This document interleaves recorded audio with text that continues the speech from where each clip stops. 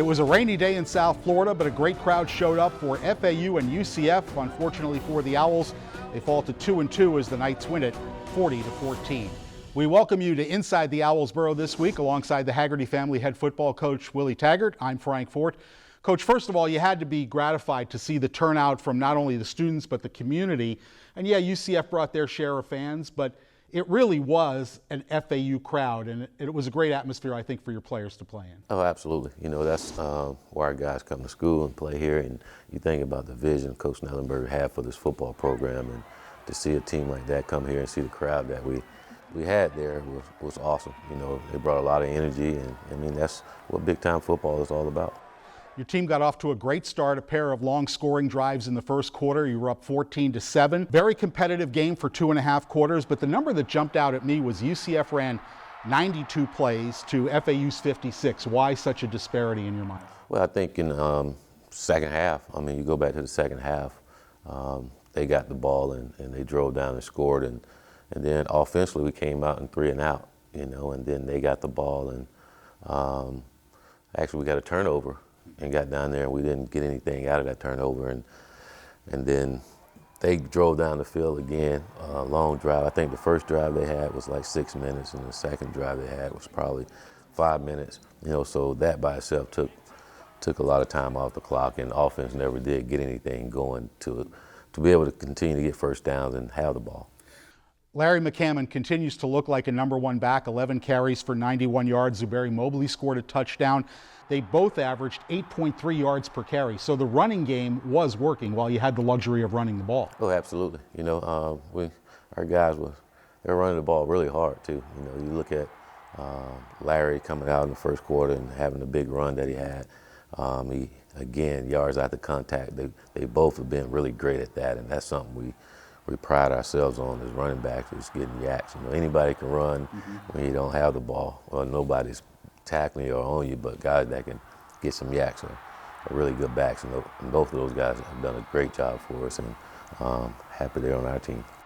Passing game after the first quarter seemed a little bit out of sync. Was that your perception as well? Well, it was. I mean, we never really got going when the passing game. You know, the run game was going early, and we never did get going, and then I think we gave up on the run game a little too soon there in the third quarter, and again, we didn't complete some passes, you know, and that was tough.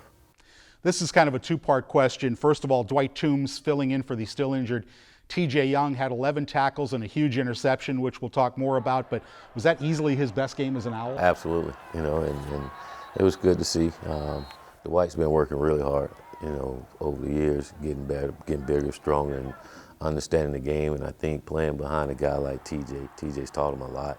He's learned a lot playing with TJ, and it was good to see him show up under the lights, you know, and go in and play the way that he did. I think it was well-deserved for someone that works really hard. That interception came mid-third quarter in a 23-14 game. Dwight returned it down to the 1-yard line. It looks like it's going to be a 2-point game at that stage, but you had a bad snap out of the Wildcat on first down, didn't get in on the next 2 plays, and then a 19-yard field goal gets blocked. And sometimes you get very limited opportunities to change the outcome of the game, and for you, was that the key moment? Oh, absolutely. You know, in games like that, and you're playing a good football team, and you have a chance to do something nice, you got to take advantage of those opportunities. You know, we had those opportunities in those games, and that one being a big one for us. You know, you think about the emotions that change that quick.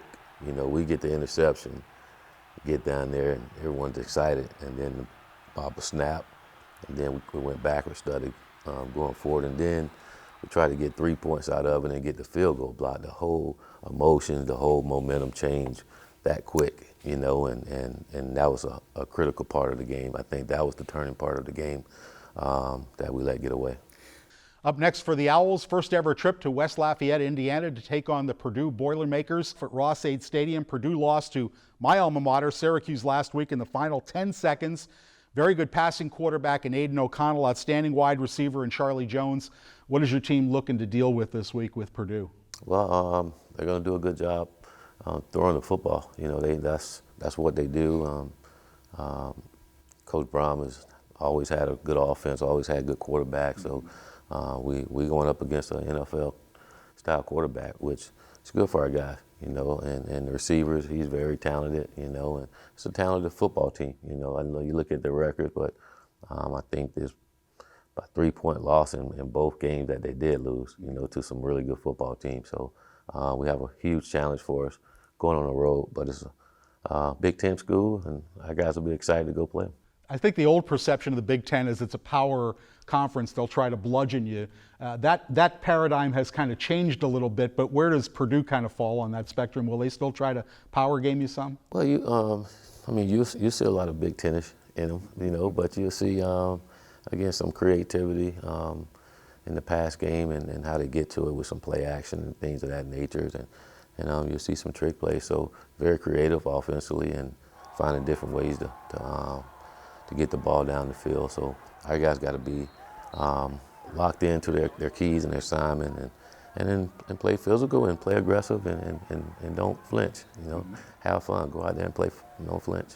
Well, that's the thing you mentioned the last. Adversity will happen in these type of games. It's how you respond to it. Absolutely, absolutely, and we responded to some the right way in the last week, and then a big part of it we didn't. You know, from that interception on, we didn't respond the way we needed to, and it's got to be a learning lesson for us. We're going to own that loss. That's on us against a good football team. We didn't capitalize when we needed to, but we're going to continue to work to get better and watch our team continue to get better.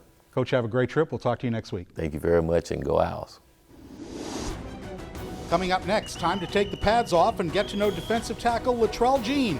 That's next on Inside the Owls Burrow. Number 31.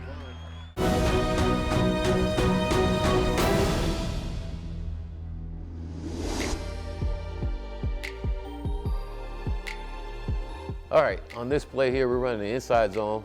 We had a tight end coming in and blocking the backside end on this play. Zewberry does a great job of pressing it inside the hole and cutting it back. You know, we spoke earlier about Zewberry and our backs. You'll see him as he comes through the hole. There's a free guy. We tell our guy, you got to make someone miss. You know, and Zewberry does a great job here breaking a tackle by the safety and cutting it back and getting a touchdown there. That is big time as a running back to run through that tackle, the open field tackle one-on-one. Great job by the O-line as well. Great physical block by Chaz there on the end. Getting in the end zone, big time by Zewberry. We're back on Inside the Owls Burrow. I'm Frank Fort. Each week on the show, we like to let you get to know an Owl player a little bit better through a series of offbeat and hopefully revealing questions. This week, it's defensive tackle Latrell Jean in Pads Off.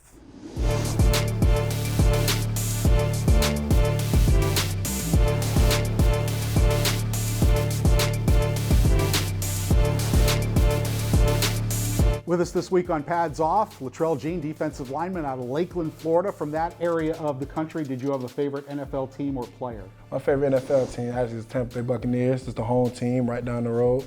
And my favorite player was J.J. Watt. Now, did you always play defensive lineman in even Pee Wee football growing up? Yeah, like I said, when I was 4 years old, I actually played quarterback. I still live that dream to this day. You know, anybody can say I played quarterback. I know I did. And then I played D-line. I played like DN, I think, when I get in like pads and hitting and stuff. All right, let's get to know Latrell away from the field a little bit. What celebrity do you want to be your best friend? Kevin Hart.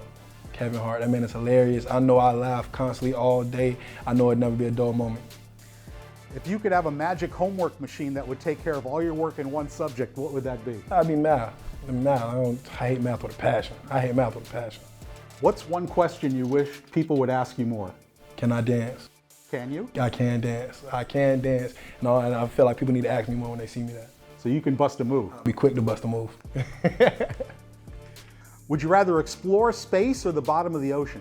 Definitely space. I feel like there's life outside of out of here. In the ocean, I'm scared. I don't like what's in the ocean. I don't even like the beach like that. So yeah. Yeah. So those sea creatures. Yeah, them sea creatures. Yeah. How old were you when you found out Santa Claus wasn't real? I was 10 years old. I saw my mom blowing the presents up in the car, trying to hide them, and I walked outside and I seen them in the car. So I was 10 years old. That affect you? Definitely. That hurt. That hurt. That hurt. What do you miss most about your hometown? My family. My family is the big part I miss about it, and the home cooked meals, food. So what's the favorite dish in the Jean family? The oxtails. The oxtails. My mom's oxtails are amazing, and her macaroni and cheese is ridiculous. Other food-related question, this one inspired by Nick Weber, mic'd up at spring practice. He talked about chicken wings and how he loves blue cheese on chicken wings, and if you want ranch, you're uncultured. Where do you fall on that? Ranch. I don't know why he eats blue cheese. To me personally, I don't like blue cheese. It's nasty. And to be specific, it's Hidden Valley Ranch. I have the Hidden Valley Ranch. You can spend a day with one person outside of sports. Who would you like to spend it with? Will Smith. Will Smith. Old Will Smith, not new Will Smith. Old school. Old school Will Smith. The zombie apocalypse is coming. Which two people do you want with you to help you to survive? Evan Anderson. Like I said, me and him would be on the same type of time. And my little brother, that's my little brother, got to keep him by my side. What's the first career you dreamed of when you were a little kid? I wanted to be a lawyer. Did you really? Yeah, I wanted to be a lawyer. But then I found out you got to do 4 extra years of school, after 4 extra years of school, and that just wasn't for me. What's your guilty pleasure TV show? One you watch, but you probably wouldn't admit that to your teammates. Grey's Anatomy. And I feel like they need to watch it themselves. Grey's Anatomy is amazing. Your house or apartment's on fire. You can run in and only save one item. Which one are you saving? I'm saving my recliner. Out of everything, I'm saving my recliner. My recliner is basically like my other bed. I sit in my recliner more than I sit in my bed. I gotta be on my recliner. You can fall asleep in the recliner. Every time. Every time. I do it every time. Final question this week for Latrell Jean. You can, after college, relocate anywhere in the world. Where are you choosing to live? Paris, France. Paris is beautiful. The food there I know is amazing. I have some family members that have been, that told me it's amazing, so it'll probably be Paris. Latrell Jean, thanks for taking the pads off and being with us. Thank you for having me. Straight ahead, he's now on scholarship after beginning his college athletic career as a basketball player. The story of tight end Austin Evans, next on Inside the Owls Burrow. Inside the Owls Burrow is brought to you in part by Baptist Health Orthopedic and Sports Medicine, the official orthopedics and sports medicine provider of FAU Athletics, and by Florida Atlantic University, MBA in Sport Management.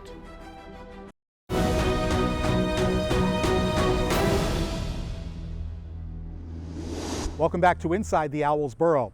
We like to spotlight former Owl players from the Tri-County area showing a great moment from their FAU football careers. This week, it's cornerback Crayvon LeBlanc.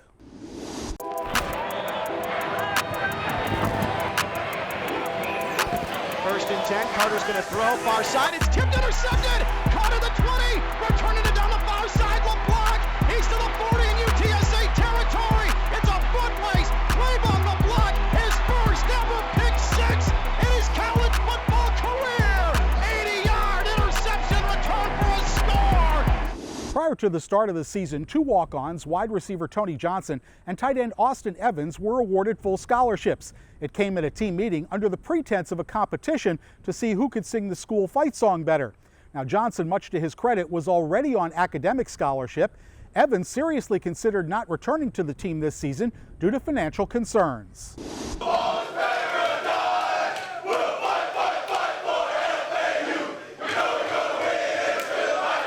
Well, yeah, it definitely took me by surprise. I mean, I was just trying to win the contest. I wasn't trying to do 50 push-ups, so I was like, let me just scream this fight song, get the guys on their feet, and then I could tell by the reaction. The first person I saw was Cozy. His eyes went to the screen and his mouth just dropped, so I turned around and looked at the screen too, and I just saw me and Tony's picture up there, and the feelings were immaculate. It was just insane to see something like that. It was emotional. Your teammates were mobbing you, and you looked to be, from my vantage point, on the verge of tears. Yeah, no, I was not the verge. I was crying, man. I mean, definitely a bunch of emotions went into it.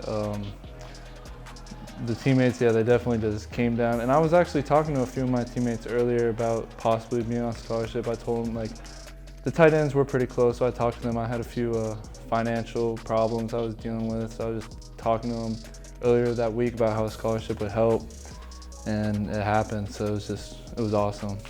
Because you put a lot of thought into whether to come back this season or not. Tell me about that. Yeah, so at the end of spring, I had to sit down and think. I talk to myself and my dad and a few of my friends to figure out what's best for me, and then finally I talked to Coach Lunsford, and he kind of made the decision easier. He told me just to bust my behind this summer, and I did. And at my exit meeting at the end of spring, Coach Taggart told me, he said, if you do something this summer, I'll do something for you. He's like, how would it feel to possibly go into your last season on scholarship? So that made the decision easy for me. I just put my head down and worked, and I have the most respect for Coach Taggart for sticking to his word for that. That was awesome. Like after practice today, I talked about, again, not blaming anyone, not making any excuses, okay? These guys are paying their own way to go to school.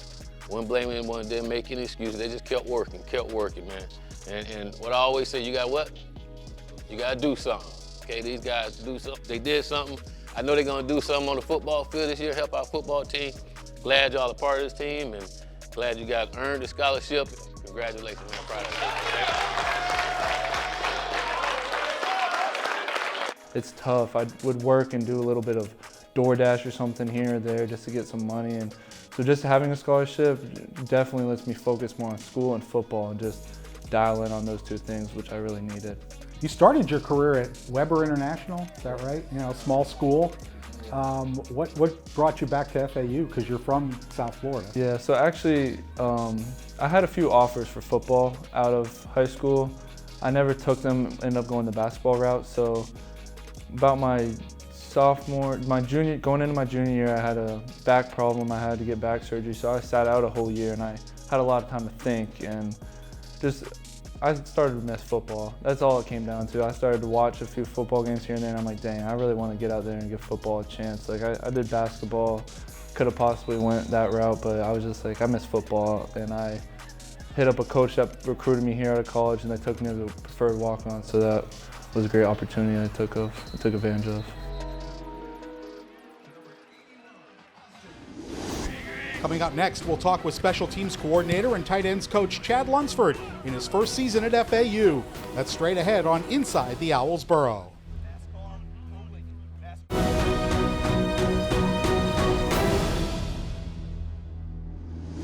Welcome back to the show.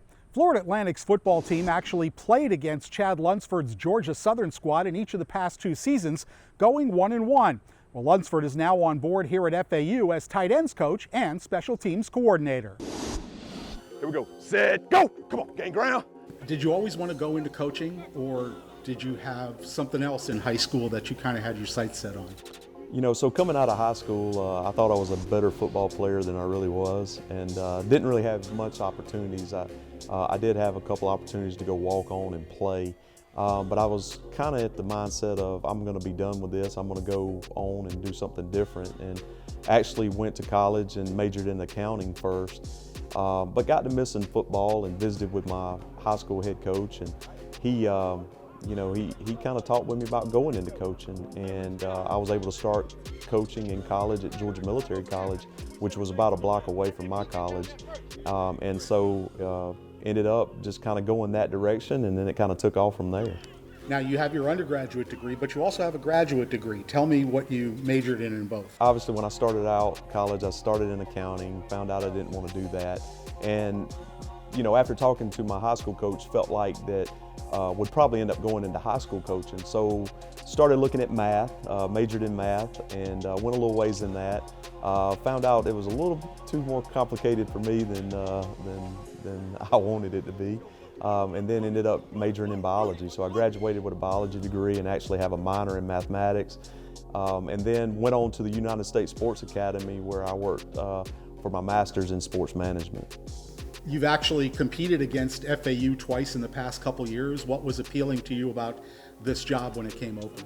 Well, you know, the 2020 season, while I was at Georgia Southern, we played FAU and was just very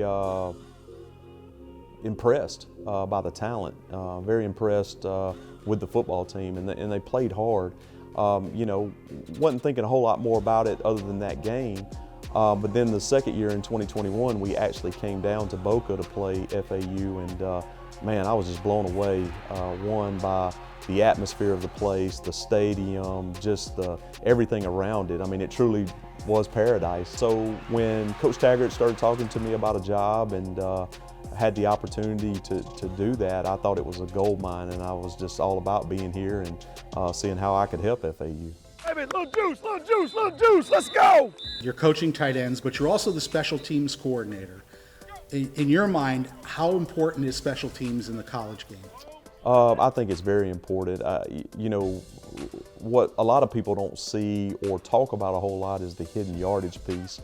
You know, obviously if an offense starts way back, it's harder for them to score. If they've got a shorter field to go on, it's more likely they are going to score.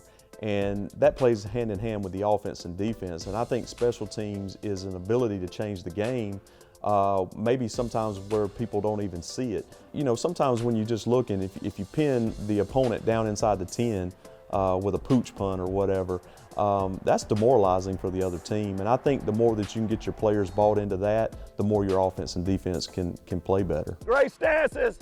Gain ground with your first step. Guards and tackles. You go do your job, and you can change the field position by being efficient. And then on top of that, try to change the game. Can we get a big return? Can we get a big hit inside the 20 on the kickoff team? Can we cause a fumble and get a takeaway? I think the big pieces start with being efficient and then try to change the game with a big play. Watching practice, you guys spent several periods every practice on different phases of special teams, so I guess you didn't have to convince Coach Taggart to spend time on that area of the game. You know, as a coach, you always will take as much time as you can get, but Coach Taggart is very invested in special teams, so it was awesome coming in the spring and seeing how much time he had already allotted for it. So there was really no issues there because he understands how important special teams is. Does your coaching style or philosophy change as far as being a head coach as opposed to now being a position coach? You know, I think the thing that changes is you're just responsible for a smaller group, and you're not as responsible for the staff as you would be as the head coach. As far as philosophy and the type of personality, whatever, I don't think that changes. I think it's very important that you're a good teacher first, to make sure that you're doing a good job teaching them the game, teaching them how to play the game. And then once they get out there and execute, you know, being able to hold them accountable. Again, I think if you're trying to change your personality, try to change the person you are, you're going to end up not being successful. That's our show for this week. I'm Frank Fort. Thanks for watching. We'll see you next week on Inside the Owls Burrow. This has been an exclusive presentation from Learfield.